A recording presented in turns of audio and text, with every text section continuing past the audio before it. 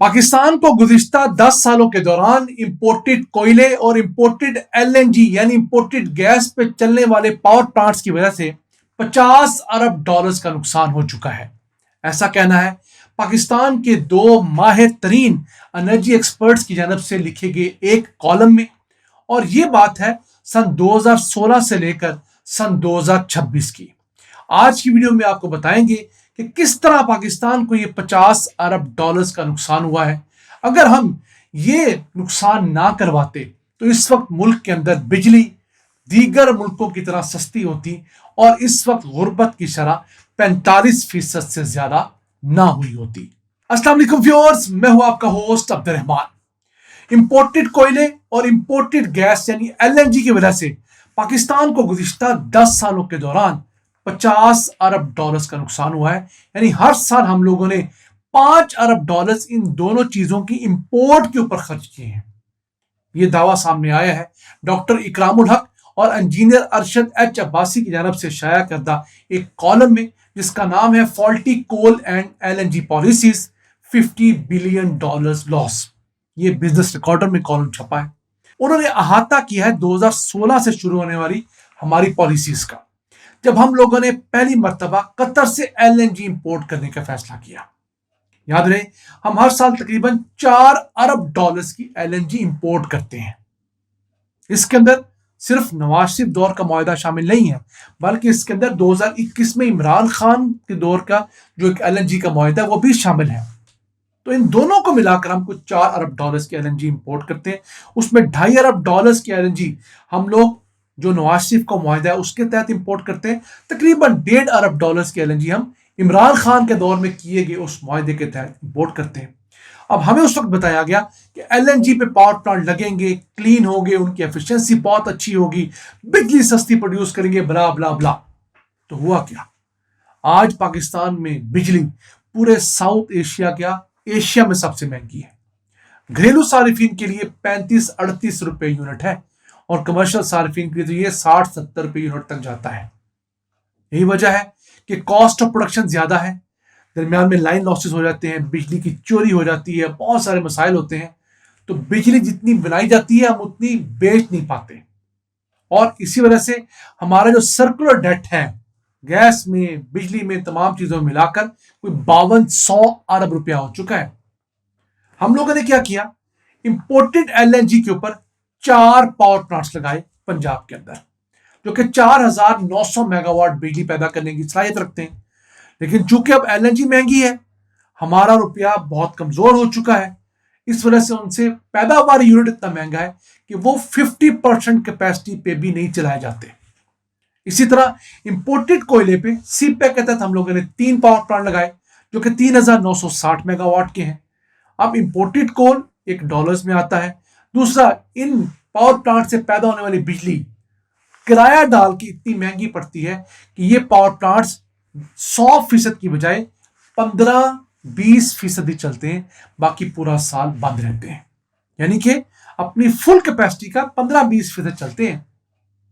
तो इन हालात में जब हम लोगों ने मुआहदे इस तरह साइन किए हुए हैं कि आपका प्लांट चले या ना चले, हम आपको तकरीबन 13 रुपए, 17 रुपए, कुछ केसेस में 19 रुपए तक किराया कैपेसिटी पेमेंट फी यूनिट देने के पाबंद होंगे, तो आपको क्या लगता है कि पाकिस्तान फायदे में रहा, या वो चाइनीज फायदे में रहे, या वो इन्वेस्टर्स फायदे में रहे जिन्होंने ये पावर प्लांट्स हमारे सर पे लगाए हैं? हमारे मुकाबले में दुनिया के कई ऐसे अक्लमंद मुल्क हैं जिन्होंने इंपोर्टेड चीजों की बजाय अपने जाती वसाइल पे निसार किया। सेंट्रल एशिया का छोटा सा मुल्क है कोस्टा रिका, वो अपनी तकरीबन सारी बिजली या तो पानी से पैदा करता है, सूरज से पैदा करता है, हवा से पैदा करता है, या जियोथर्मल सोर्सेज से पैदा करता है। यानी सारी बिजली तकरीबन 99% तक वो रिन्यूएबल एनर्जी से पैदा करता है।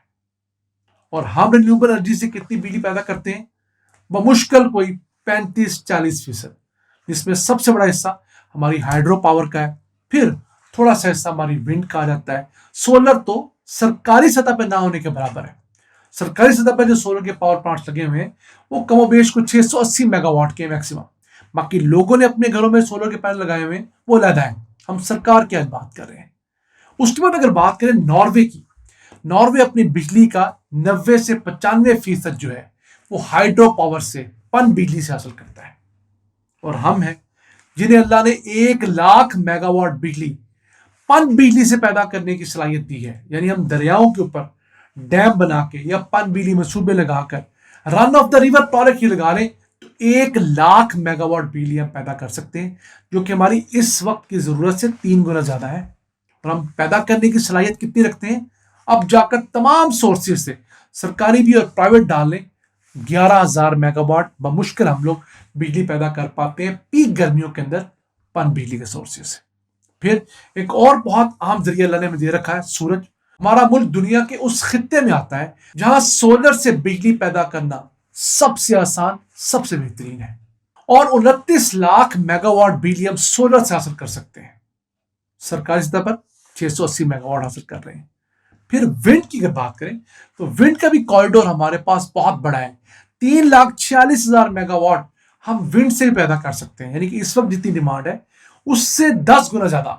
मैं गर्मियों की डिमांड की बात कर रहा हूं, आजकल तो वैसे 12-14,000 मेगावाट की डिमांड है, गर्मियों में 30,000 मेगावाट की हो जाती है। तो कहा 30,000 मेगावाट, कहा 3,46,000 मेगावाट। 11 गुना ज्यादा हम लोग बिजली सिर्फ हवा से पैदा कर सकते हैं।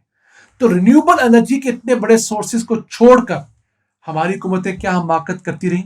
एलएनजी मंगवा लो, वहां से कोयला मंगवा लो। अच्छा, सिर्फ यही नहीं हुआ, इन माहिर ने यह भी बताया है कि इन पावर प्लांट्स के चलने से इस इलाके के अंदर इन्वायरमेंट पे बहुत बुरा असर पड़ा है। और इनका क्लेम है कि सन 2022 और 2025 का जो सैलाब आया है जिससे बहुत बड़ा नुकसान किया पाकिस्तान में, उसके अंदर ये नए लगने वाले पावर प्लांट्स भी थे।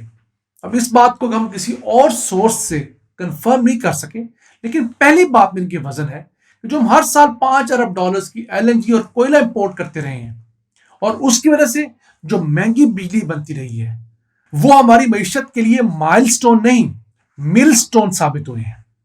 मिलस्टोन वो स्टोन होता है जिसके अंदर आप गेहूं को, गंदुम को पीसते हैं, या गले का तौक जो बन जाता है उसे भी कुछ केसेस में मिलस्टोन ही कहा जाता है। तो ये महंगे पावर प्लांट्स हम 30 सालों के मुआहदे करके लगा चुके हैं। पहला सीपैक का लगा हुआ जो कोल बेस्ड पावर प्लांट है जो हमारे साइबल में लगा 2017 में मुकम्मल हुआ। अब वो पावर प्लांट जो है कब तक हमारे सर पे सवार रहेगा? 2047 तक। हमने उसकी कैपेसिटी पेमेंट्स, तमाम चार्जेस 2047 तक देने हैं। इसी तरह 2 पावर प्लांट 2020 में मुकम्मल हुआ है, वो 2050 तक हमारे सर पे सवार रहेगा। जो 2024 में हमने ऑपरेशनल किया है वो 2054 तक हमारे सर पे सवार रहेगा। अब तो शुक्र अल्लाह का कि मजीद हम लोगों ने इंपोर्टेड फ्यूल पर पावर प्लांट्स लगाने की पाबंदी आयद कर रखी है। इमरान खान दौर में वो पाबंदी लगाएगी, इस हुकूमत ने भी उसको कैरी फॉरवर्ड किया। लेकिन अब तक जितना हमारा नुकसान हो चुका है उसके अजाले का हमारे पास कोई हल नहीं है। कैसी बात है? इन्हीं ऑथर्स में से एक इंजीनियर अरशद अब्बासी ने यह कहा है कि जब वो एलएनजी इंपोर्ट पर उस दौर में बोला करते थे, जब ये मुआहदे साइन हो रहे थे 2016-17 के अंदर, तो उन्हें धमकियां दी जाती रही, जहनी और जिस्मानी टॉर्चर किया जाता रहा, उन्हें कुछ अर्सा अंडरग्राउंड रहना पड़ा, उन पर हमला भी किया गया। इस आर्टिकल में लिखा हुआ है। तो देखिए हम लोग अपने खैर खाओं को किस तरह जुटलाते हैं और बाद में पछताते हैं कि हमारा मुल्क तरक्की नहीं कर रहा, यहाँ ग्रोथ नहीं आ रही।